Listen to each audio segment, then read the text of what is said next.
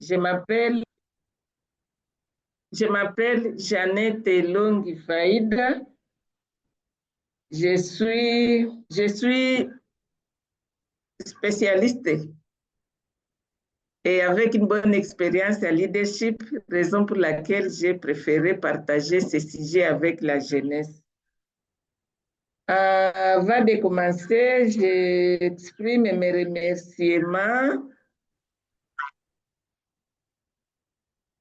remerciements au programme Ignota Leadership que je suis en train de finir. Demain, je serai certifiée. J'ai fait une formation de 6 mois, de juin à novembre. Disons, à l'introduction, notre module sur le leadership est destiné aux jeunes et à d'autres personnes qui veulent s'informer davantage.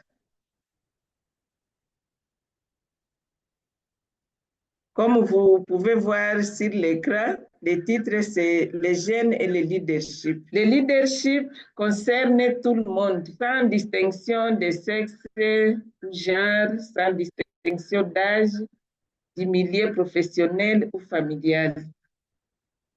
Et pendant cette présentation, hormis l'introduction et la conclusion, notre présentation va se focaliser sur les points ci-après.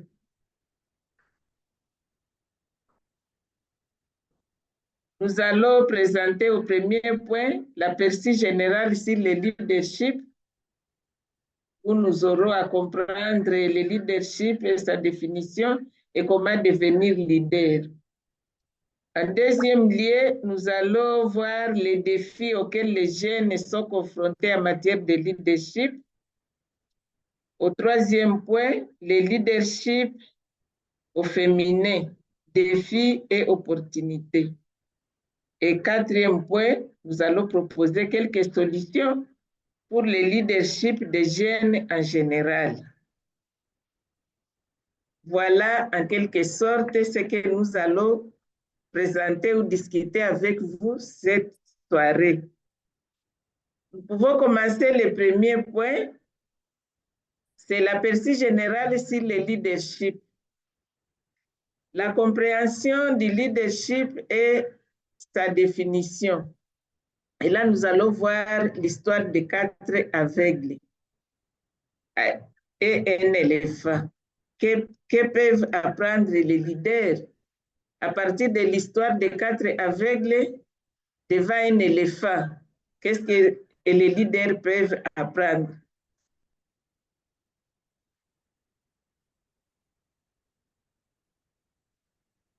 Les aveugles représentent les personnes qui essaient de comprendre et de définir le concept de leadership. Chaque aveugle ici, nous voyons sur la photo, chaque aveugle a touché l'éléphant quelque part. Il y a ceux qui ont touché l'éléphant sur la queue, il y a d'autres qui ont touché l'éléphant sur le ventre, il y a une autre qui a touché l'éléphant sur les cornes, et un autre a touché l'éléphant sur les trompes, la trompe de l'éléphant. Les aveugles représentent les personnes qui essaient de comprendre la définition du leadership. Et chaque aveugle a touché l'éléphant, comme je l'ai dit, à une partie spécifique que les autres n'ont pas touché. Chacun pense avoir raison et que les autres ont tort. De même, dans la vie, les gens semblent avoir chacun sa compréhension ou sa conception de leadership, donc de l'éléphant.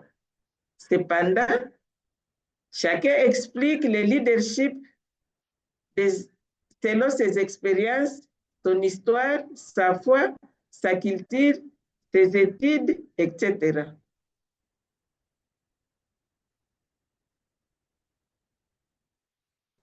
L'éléphant représente le concept de leadership, un concept qui est d'actualité de nos jours en famille, à l'école, à l'église, au travail et partout ailleurs. Certaines personnes pensent avoir mieux compris que les autres et conclut que tout le monde a tort sauf elle. Certaines personnes veulent imposer leur conception sur les autres.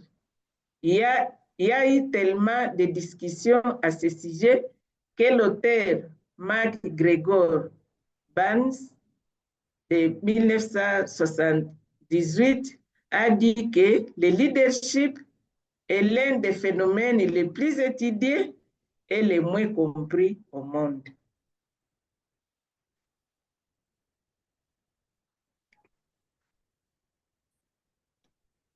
On peut se poser la question, qui a raison et qui a tort? Qui dit vrai ou qui dit faux? Le leadership en soi définit la capacité d'une personne à diriger, à inspirer, à influencer les autres pour atteindre un objectif d'intérêt commun. Il y a John Maxwell qui a dit « Celui qui pense diriger, mais qui n'a pas de suiveur, ne fait que se promener. » Il n'y a pas de leader sans suiveur. C'est l'influence qui attire les suiveurs. Donc, le leader doit avoir de l'influence pour attirer les suiveurs. Là où il n'y a pas de suiveurs, il n'y a pas de leadership. Le leader incarne une vision et stimule l'engagement. À partir de sa vision, où il stimule l'engagement, il bénéficie d'une légitimité et de crédibilité incontestée au sein de son équipe. Être leader, c'est tirer profit d'un ensemble de compétences personnelles incluant la communication, l'empathie, l'adaptabilité et l'adaptabilité. Donc, nous pouvons dire que le leader est un bon communicateur. Si un leader n'arrive pas à bien communiquer, on ne peut pas prétendre qu'il est un leader. Maintenant, on se pose la question. C'est quoi alors le leadership? On peut se poser la question, c'est quoi le leadership? Le leadership n'est pas synonyme du pouvoir, n'est pas synonyme de position, il n'est pas synonyme de popularité ou la prospérité. Le management d'une organisation, ce n'est pas aussi le président de la République ou un politicien. Selon toujours John Maxwell, le leadership, c'est l'influence. Rien de plus, rien de moins. Donc, la capacité d'une personne à influencer les autres vers un but commun. Il y a aussi un autre auteur, Cousès et Posner. Le leadership est une relation entre ceux qui aspirent à diriger et ceux qui choisissent de les suivre. Il doit y avoir une relation. Et cette relation doit être durable entre celui qui aspire diriger et ceux qui doivent les suivre. Et là, je vais donner encore un autre exemple de Sarah Saint-Michel. C'est une dame qui a dit juste que il faut avoir une vision captivante, une idée pertinente, une conviction profonde et la partager aux personnes qui nous entourent. Être au service des autres afin d'atteindre un objectif partagé. Il y a un autre auteur, Gary Yuki, qui a dit le leadership est un processus dynamique qui consiste à influencer les autres pour qu'ils comprennent et s'accordent sur ce qui doit être fait et sur la manière de le faire efficacement. C'est un processus consistant à faciliter les efforts individuels et collectifs pour atteindre des objectifs communs. Donc, lui aussi souligne le fait d'influencer les autres. Donc, nous pouvons dire que les processus par lesquels un leader influence les suiveurs vers une vision collective dans un contexte précis. Donc, le leadership, nous pouvons dire que c'est un processus par lequel un leader influence les suiveurs ou les gens qui l'entourent vers une vision collective dans un contexte bien précis, ce qui nous amène à avoir le triangle du leadership. Dans ce triangle du leadership, nous retrouvons les leaders, les suiveurs et les contextes. Et ce triangle, nous allons voir à la tête qui suit et de l'autre côté, il y a les contextes. Et vous allez constater qu'il y a des flèches. Il y a des flèches qui vont de part et de l'autre côté. Les flèches qui partent du leader vers le contexte, il doit comprendre le contexte. Et le contexte va amener le leader de se fixer une vision. Le leader va aller vers les suiveurs pour leur influencer de sa vision et les suiveurs vont accepter cette vision du leader. Les suiveurs vont comprendre les contextes qui vont, les contextes qui vont amener les suiveurs à adhérer à la vision des leaders afin de travailler sur ces contextes. Je pense que vous venez de voir les flèches de chaque côté. Est-ce que le leadership est inné ou on peut l'apprendre? C'est une question. Nous allons y répondre ensemble. Dans le leadership, il y a le contexte de crise et d'injustice qui ont souvent révélé les hommes et les femmes exceptionnels qui ont changé la situation de leur époque à partir de convictions fortes, des valeurs ancrées, des regards sur le monde, sur les autres et sur eux-mêmes, qui s'étaient développés en eux et les avaient poussés à prendre des risques personnels. Donc, dans ce contexte, il y a un contexte bien défini qui s'était présenté. Maintenant, les hommes et les femmes leaders exceptionnels qui se sont donné le courage d'affronter ou de chercher à changer la situation de leur époque, ayant des valeurs, ayant une vision, ayant développé en eux des objectifs, se sont mis ensemble pour influencer et pousser à prendre les risques pour parvenir à un changement.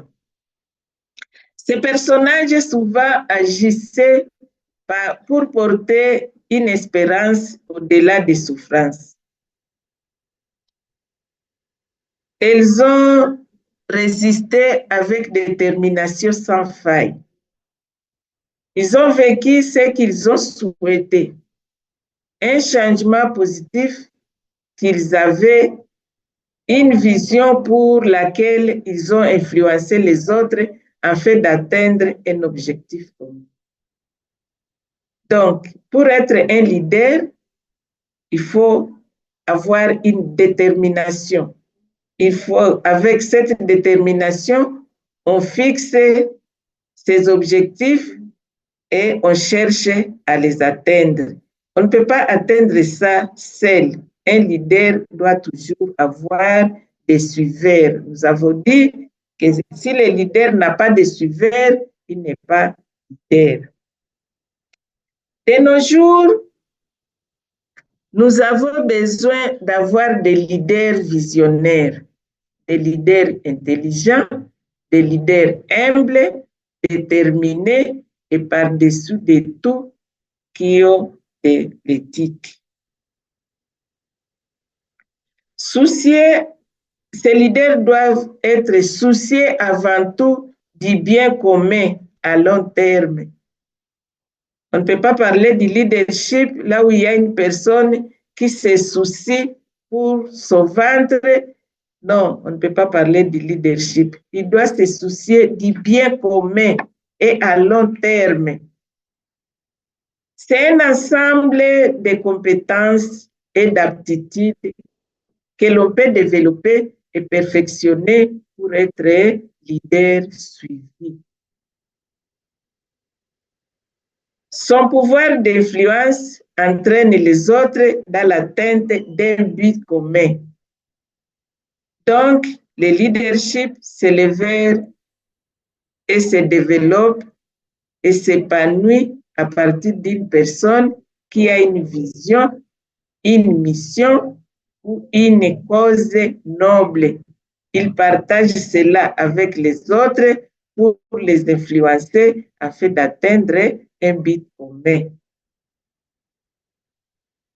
Notons que le leadership se diffère du manager, dans le sens que le leadership va au-delà de simples exécutions des tâches de gestion courante, à savoir la planification, l'organisation, les contrôles et consorts. Ça, c'est la gestion. Ce sont les tâches du manager. Mais le leadership, lui, il inspire, il donne du sens, il fédère, il suscite l'engagement et la cohésion de l'équipe. Donc, le souci des leaders, il fédère, il motive, il suscite l'engagement de l'équipe ou l'engagement de la masse pour qu'il y ait la cohésion. Et ensemble, ils se donnent, ils prennent en charge la cause pour arriver à trouver une solution. Donc, nous pouvons dire à ce niveau que le leadership n'est pas inné. On le développe, on s'épanouit, on parvient à devenir leader à partir d'une vision quelconque. Ce n'est pas inné.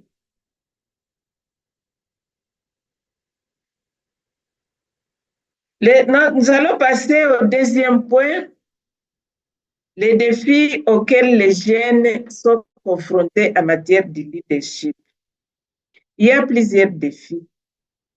La liste ici que j'ai énumérée n'est pas exhaustive. Je me suis arrêtée seulement à 10 défis. Peut-être dans les questions, nous pouvons ajouter d'autres. Le premier défi, c'est le manque d'expérience perçue. Les jeunes sont souvent confrontés à des stéréotypes liés à leur âge. On dit, il est encore jeune. Qu'est-ce qu'il va nous dire? Où est-ce qu'il va nous amener? Leur capacité à diriger peut être mise en doute, car ils se sont perçus comme n'ayant pas d'expérience, de maturité ou de sagesse.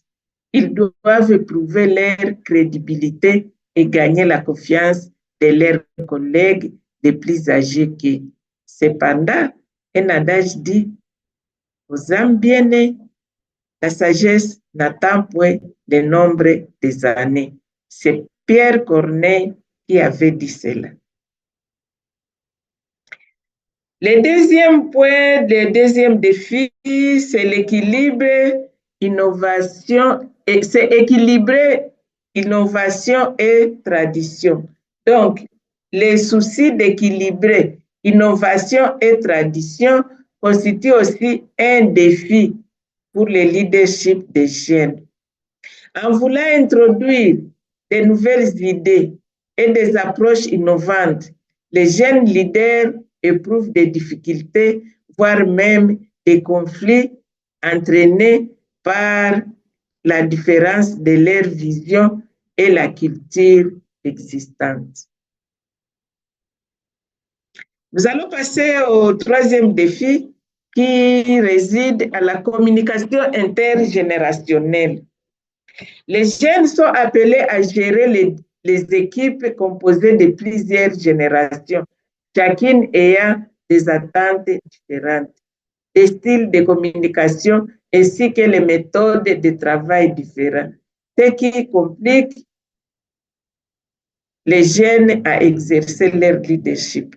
Devant une vieille personne, les jeunes peuvent dire, voilà, nous avons décidé 1, 2, 3. Et la vieille personne qui ne comprend rien, qui ne sait pas, il va se dire, nous n'avons jamais fait ça. Donc, cette communication intergénérationnelle constitue aussi un défi dans le leadership de la jeunesse. La pression pour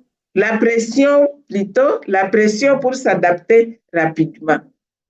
Le monde d'aujourd'hui, on utilise la technologie et cette technologie évolue rapidement. Les jeunes leaders doivent aussi maîtriser de nouveaux outils et compétences requises. Ils doivent avoir des compétences requises, ils doivent utiliser de nouveaux outils, donc la technologie pour s'adapter. Et tout le monde, même les vieilles personnes, doivent aussi s'adapter à ça. Ils doivent toujours être à jour. Cela complique les choses et il y a une pression de production. On doit produire des rapports, on doit faire des projets. On doit toujours se référer à la technologie. Il y a le manque de mentors comme 5e défi ou modèle à suivre. Les jeunes leaders peuvent manquer de mentors expérimentés pour les guider dans leur carrière. Ils apprennent d'eux-mêmes ou se réfèrent sur des programmes non adaptés aux besoins du moment. Cependant, ce qui prendrait 5 ans pour maîtriser un mentor peut vous l'apprendre dans 5 minutes. Donc, il faut toujours avoir à côté de lui un mentor pour vous soutenir, vous orienter et vous donner des instructions. Le 6e défi concerne la gestion des attentes élevées. Les jeunes leaders sont souvent perçus comme ambitieux, peuvent se retrouver avec des attentes élevées par rapport à leurs équipes, d'où ils doivent équilibrer leurs aspirations avec les besoins de leurs organisations. Si une fois les attentes restent élevées et les membres des équipes ne comprennent rien, cela risque de ne pas marcher convenablement. Le 7e défi concerne le développement des compétences ou intelligence émotionnelle.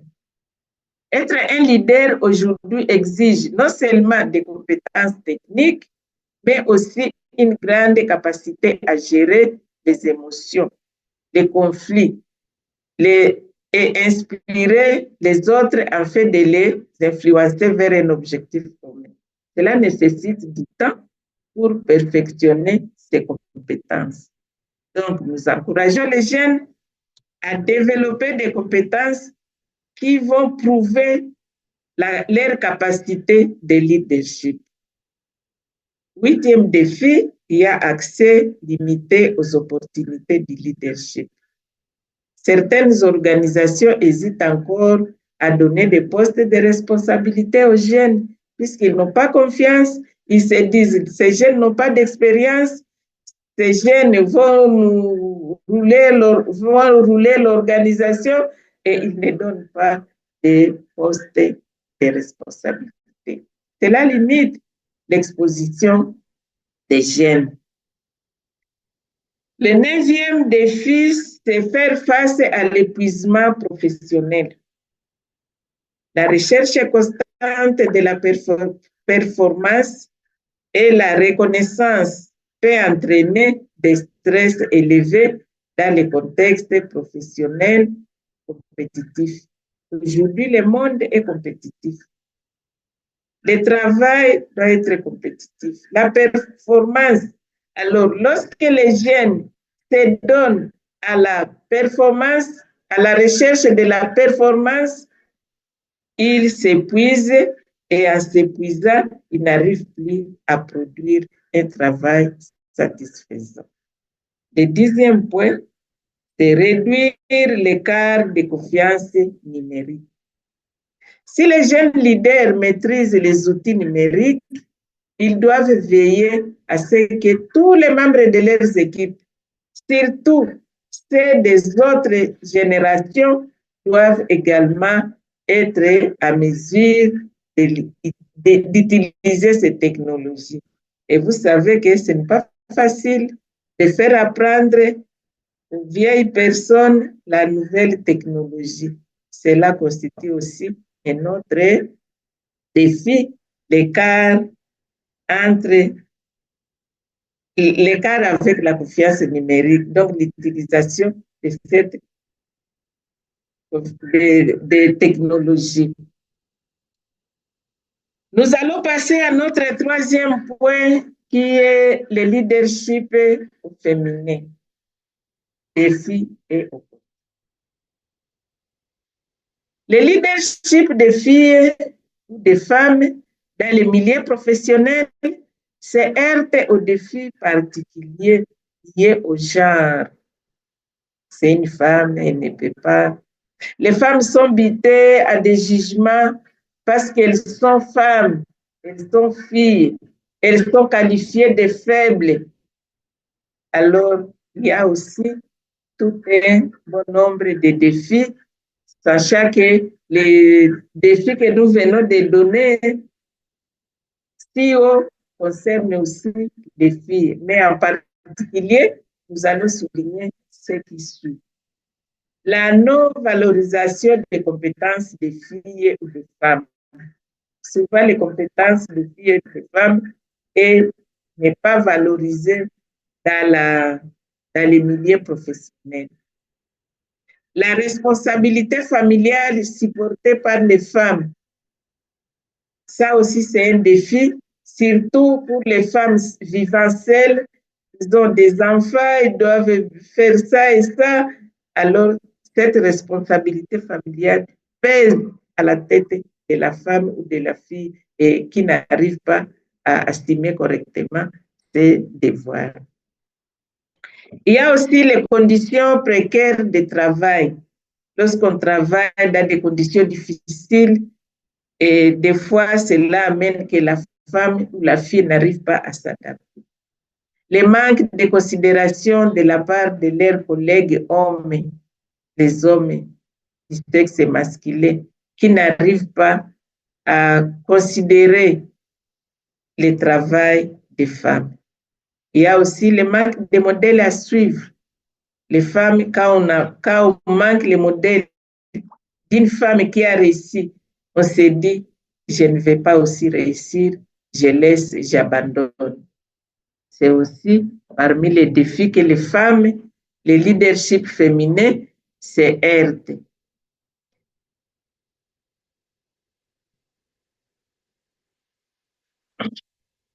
Oui.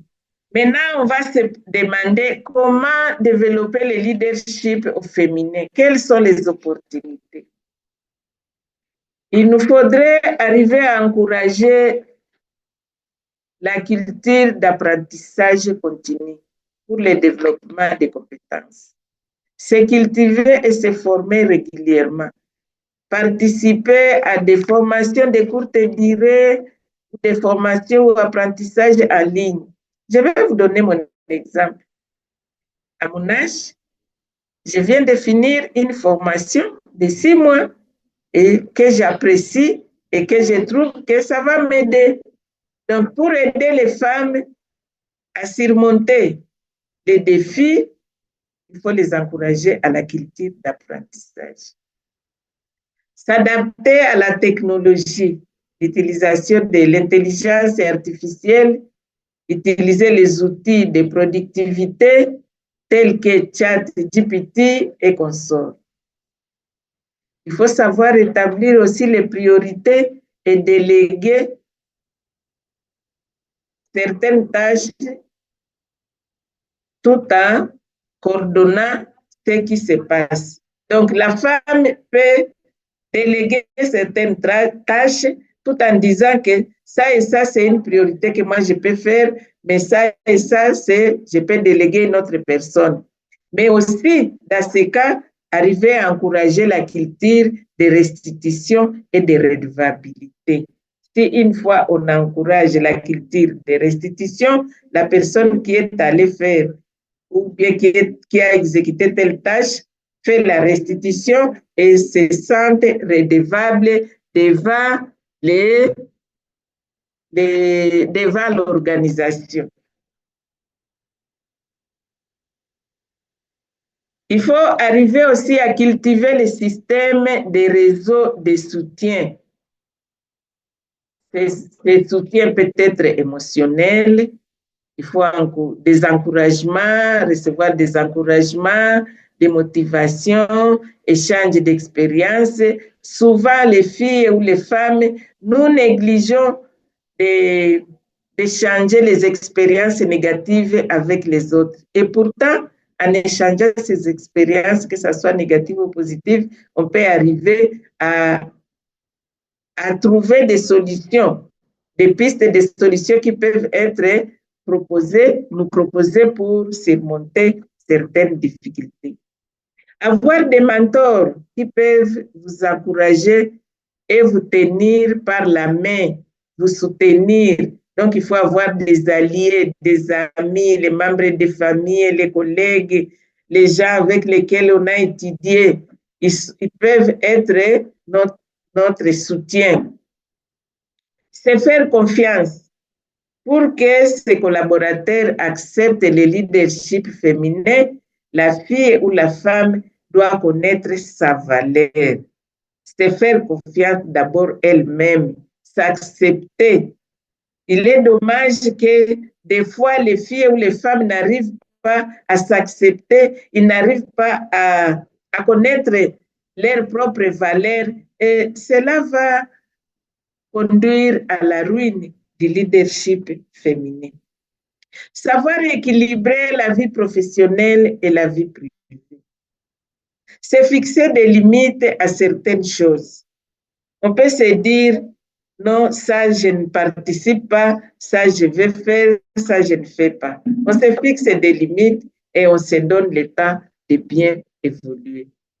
Privilégier la collaboration, fédérer les contributions des autres membres de l'équipe. Il ne faut pas rester borné à vos idées, mais arriver à fédérer les contributions des autres membres de l'équipe pour enfin surmonter ou arriver à atteindre l'objectif. Reconnaître, récompenser et motiver les engagements des membres de vos équipes. Cela aussi est une bonne manière pour surmonter ou bien pour bien mener le leadership des femmes. Être convaincante, avoir des arguments sur sa vision, sur ses objectifs. Et là, les objectifs doivent être smart. Je ne sais pas si parmi les participants, quelqu'un peut nous dire qu'est-ce qu'il attend par smart. Il y a quelqu'un qui peut répondre? Allô? Ok, je continue en disant qu'il faut être convaincante, avoir des arguments sur sa vision, avoir des objectifs SMART. SMART qui dit spécifique, désirable, atteignable, réalisable et fixé dans le temps. Travailler sur la confiance en soi et son dialogue intérieur. Donc, cette confiance en soi, la femme ou la fille doit travailler sur sa confiance, sur son dialogue intérieur. C'est dire intérieurement, j'ai la capacité, je suis soutenue, je vais arriver. Donc, savoir positiver les choses au lieu de rester dans les négatifs. Il faut arriver à passer à l'action. Ok, merci. SMART, spécifique, mesurable, atteignable, réalisable, fixé dans le temps. Merci beaucoup. Nous continuons. Et là, nous allons passer à notre quatrième point qui est des solutions potentielles pour le leadership des jeunes en général. Ici, on prend les jeunes hommes et femmes. Les jeunes leaders peuvent participer au programme de mentorat pour bénéficier des conseils des leaders expérimentés. Je l'ai dit, les jeunes leaders doivent participer au programme de mentorat. Donc, avoir des mentors, les gens qui peuvent vous orienter, qui peuvent vous faire comprendre les choses, qui peuvent vous aider, puisqu'ils ont de l'expérience. Deuxième solution, c'est chercher à agrandir les partenariats à long terme avec les organisations œuvrant dans les mêmes domaines d'intervention. Savoir se tailler et maintenir un partenariat durable conduit l'organisation à la pérennisation et à l'élargissement de ses actions sur le terrain. C'est-à-dire quoi? Lorsque les organisations qui interviennent dans les mêmes domaines se mettent ensemble, ils se concertent, ils travaillent ensemble, ils font des analyses ensemble, cela amène à ce que les organisations puissent continuer à travailler, à demeurer, à pérenniser et atteindre des objectifs. On peut aussi parler de l'honnêteté comme solution. L'honnêteté et la franchise doivent être observées dans l'exercice du leadership afin de se faire connaître et se créer des bases solides. Par manque d'honnêteté et de la franchise, beaucoup de leaders ont fait noyer les organisations. Donc, il faut conserver l'honnêteté. Quatrième solution, la création d'un réseau de soutien professionnel afin d'établir des relations importantes avec les parties prenantes et les partenaires potentiels. Le leadership s'exerce à travers des relations. À partir de ces relations, on peut avoir une bonne orientation, un alignement et l'engagement sont créés par des relations entre les personnes qui travaillent sur les défis communs, même à des échelons différents. Quelqu'un peut être à Goma, à Beni, il est en relation avec quelqu'un qui est à Kinshasa, qui est dans d'autres pays, pourquoi pas dans le monde entier. En combinant les énergies et les capacités à innover qu'ont les jeunes dans une approche d'humilité, de collaboration efficace, les jeunes leaders, hommes et femmes, peuvent arriver à surmonter les défis et s'épanouir dans leur rôle de leader afin d'influencer positivement et transformer la société. Je vous remercie beaucoup pour la participation et je vous laisse le temps pour les questions, les suggestions, les recommandations. Merci beaucoup pour votre attention. Merci. Merci beaucoup. C'est vraiment une présentation très riche. Je ne sais pas s'il y a des questions. Est-ce qu'il y a des questions par rapport à... Oui, il y a Linda. Oui, oui, vous pouvez juste ouvrir peut-être le micro et parler aussi. Ouais, oui. Merci beaucoup, Madame Jeannette, pour cette belle présentation qui illustre tout ce qu'on peut attendre du leadership de notre jeunesse qui est aujourd'hui dans une situation qui est un peu compliquée face à la dépravation, face aux multiples choses qui les empêchent de s'ouvrir et de ses capacités. Alors, j'avais une petite question à poser à Madame Jeannette. Elle, en tant qu'expert en leadership, comment on peut arriver pratiquement, vraiment d'une manière pratique, comment on peut arriver à donner cette vision-là à cette jeunesse qui est vraiment euh, dans un autre monde, là où on ne prône pas je dirais quoi, ce leadership-là. On sait bien que le leadership, que c'est pour les gens qui ont du boulot, c'est pour les gens qui ont du travail, qui sont bien organisés, qui ont de l'argent.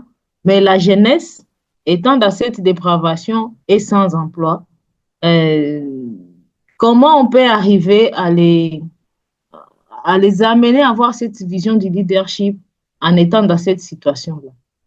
C'était ça ma question.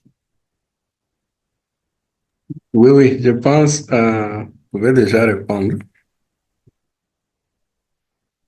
Oui, merci beaucoup. Merci beaucoup, Madame Linda, pour la question. Dans ma présentation, je disais que le leadership s'exerce aussi en famille. Chaque jeune se trouve dans une famille. Et même s'il n'a pas d'emploi, au niveau de la famille, on peut inculquer des valeurs aux enfants pour leur montrer comment on doit influencer. Les enfants peuvent influencer, par exemple, leurs parents. Ils peuvent influencer leurs parents pour arriver à atteindre un objectif commun au sein de la famille. Ils peuvent influencer leur milieu, là où ils vivent, pour changer des choses. Ils peuvent se constituer en équipe, en groupe, pour faire un plaidoyer, pour améliorer. On peut améliorer, par exemple, les systèmes de conduite d'eau dans les quartiers. On peut améliorer l'environnement dans son quartier. On peut faire ceci ou cela, sans pour autant être engagé ou travailler quelque part. Donc, le leadership s'exerce partout et nous avons le devoir d'éduquer la jeunesse au niveau de la famille, au niveau du quartier, au niveau des mutualités, au niveau des petites organisations de jeunes. Nous avons ce devoir de leur impliquer que les notions de leadership qui est différent des notions de manager. Je ne sais pas si j'ai répondu correctement à votre question, Madame Linda. Merci beaucoup. Oui, oui, vraiment, merci pour ces éléments d'éclaircissement. Ça donne à notre jeunesse l'opportunité vraiment de s'ouvrir à ce monde-là qui nécessite euh, d'avoir beaucoup de capacités en leadership. Et peut-être je peux ajouter à cela, c'est de montrer à notre jeunesse que c'est pas seulement faire un CV, aller déposer quelque part, qui peut t'ouvrir au monde pour être un bon leader. Il y a de ces secteurs-là qui ne nécessitent pas de faire un CV, mais l'entrepreneuriat est là, tout travaux décents peut aider la jeunesse à être des bons leaders et à offrir leur potentialité au développement de notre pays. C'est à cela que je voulais ajouter. Merci. Mhm. Merci beaucoup. Il y a une autre question dans le chat qui dit comment les programmes éducatifs peuvent-ils mieux intégrer la formation au leadership pour les jeunes? Je ne sais pas si vous pouvez aussi y répondre. Comment les programmes éducatifs peuvent-ils mieux intégrer la formation au leadership pour les jeunes?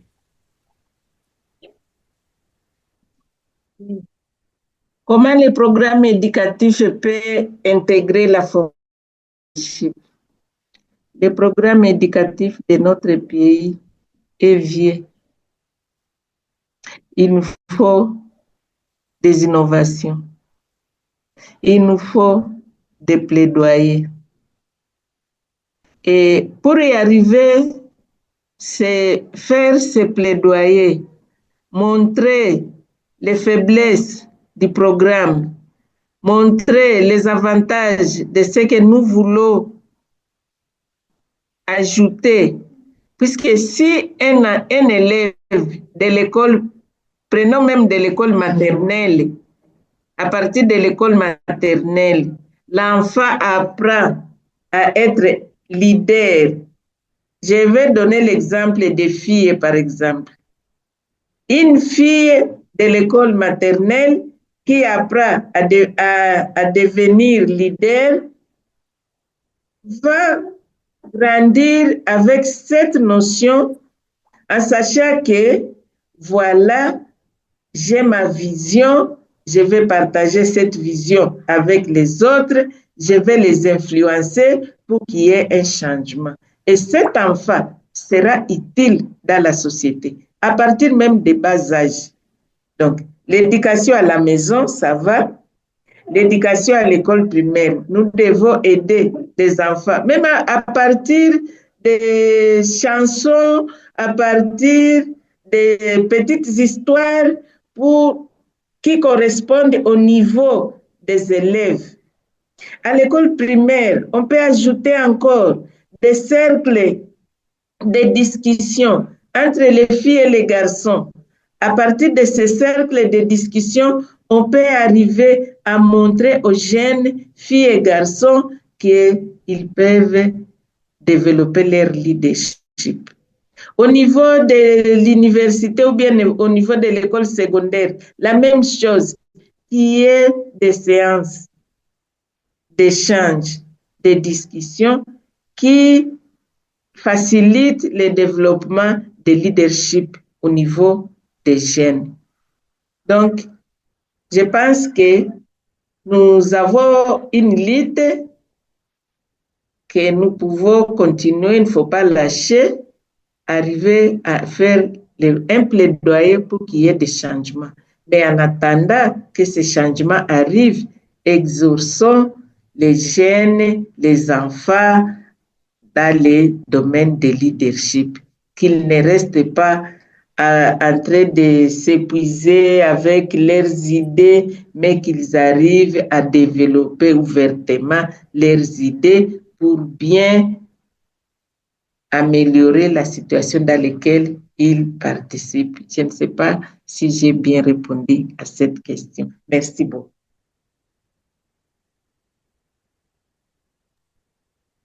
Merci beaucoup. Est-ce qu'il y a d'autres questions? Est-ce qu'il y a d'autres questions? Si vous ne pouvez pas parler, Ou bien... Oui, Oui, oui, oui, oui. j'ai aussi une question. Oui, oui, oui. Madame a parlé de l'intelligence émotionnelle. J'aimerais avoir un peu plus de détails sur ce que c'est exactement.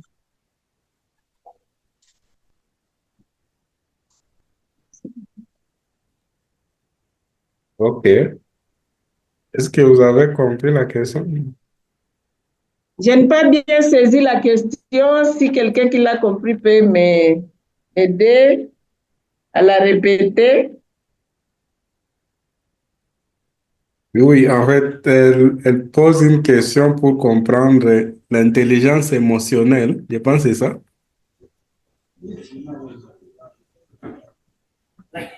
Oui, c'est ça. Oui, oui. OK.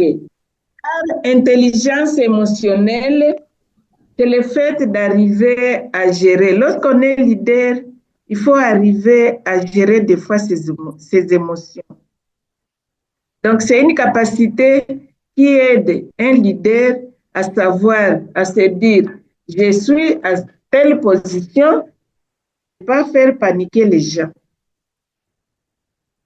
Il y a des gens, je vais donner un exemple. En 1997, une personne, un leader, arrive et commence à dire aux gens, voilà, nous, on ne sait pas ce que nous allons faire, nous sommes vraiment foutus, on ne peut plus rien, nous ne savons pas, nous ne savons pas.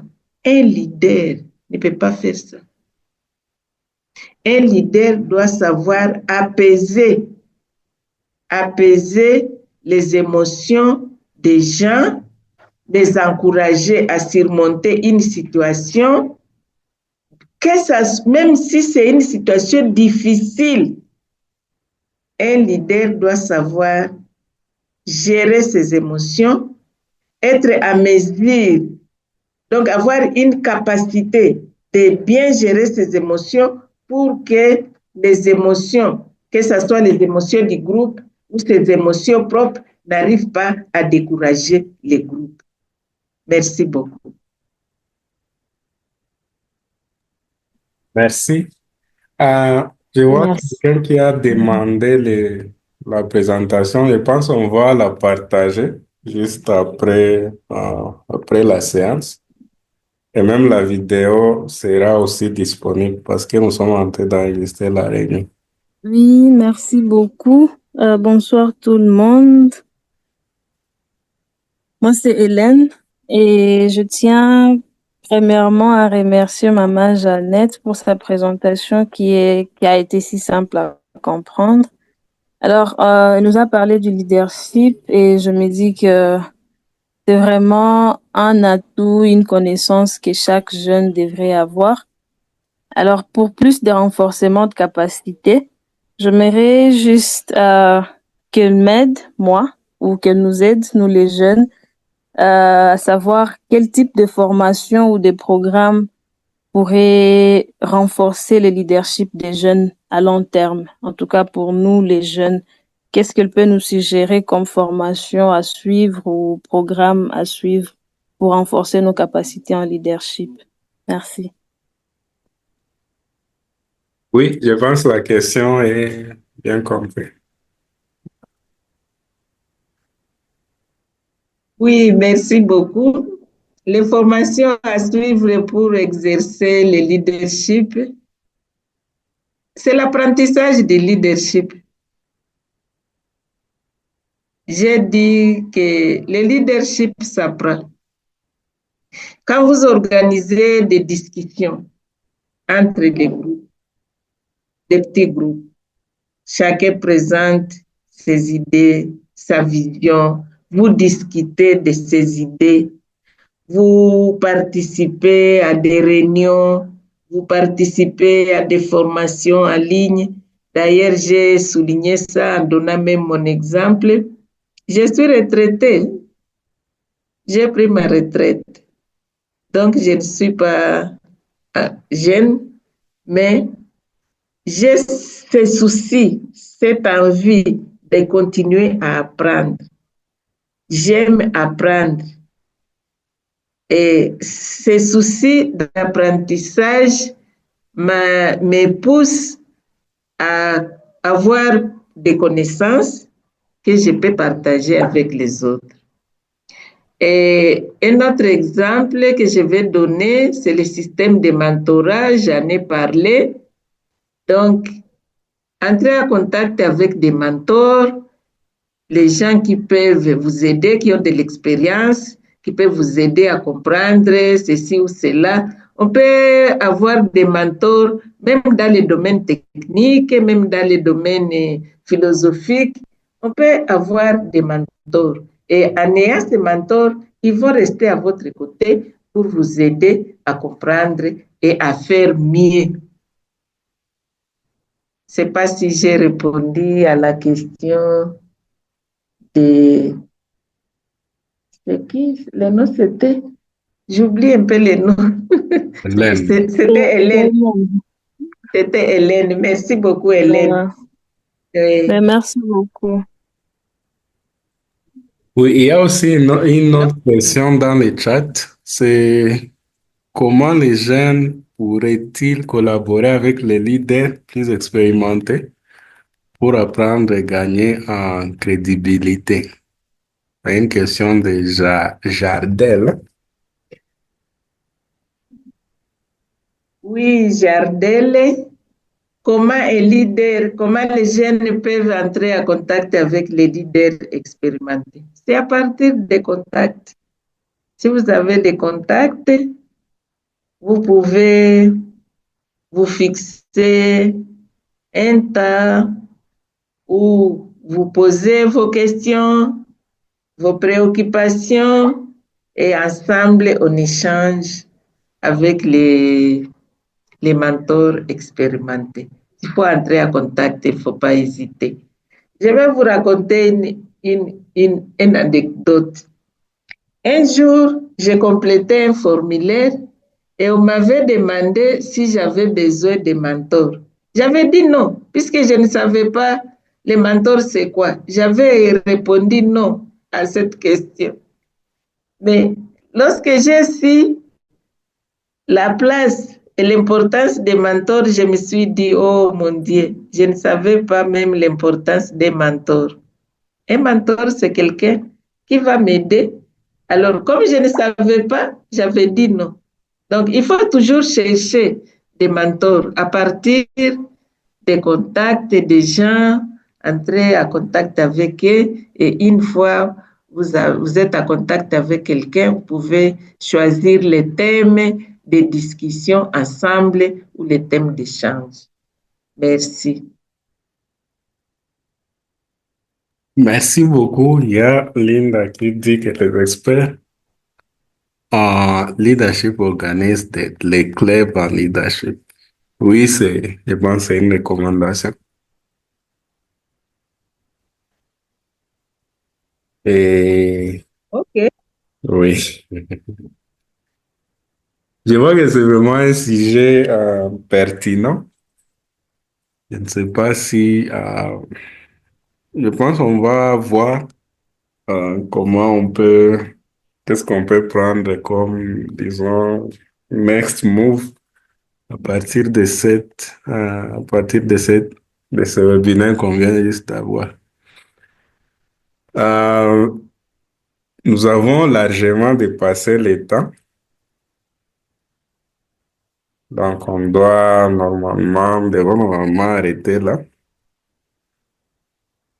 Au moins qu'il y ait peut-être une dernière.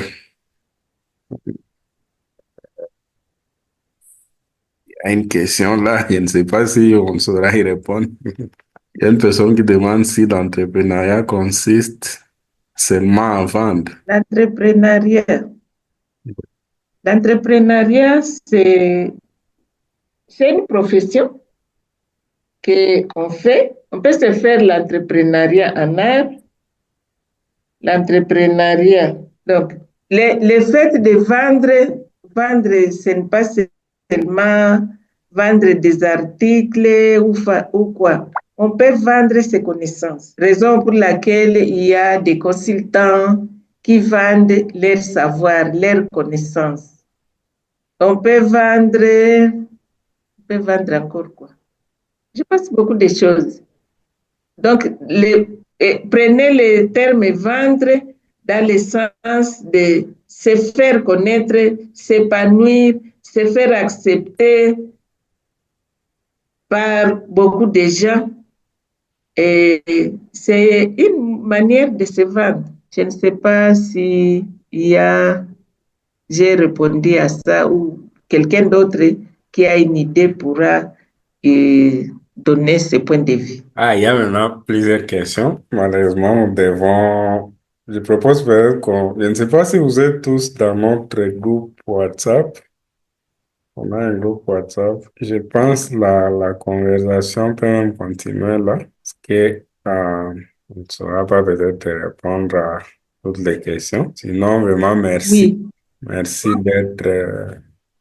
Merci d'avoir, disons, merci vraiment pour votre participation. Merci à la présentatrice du jour. C'était vraiment intéressant. Là, oui, OK.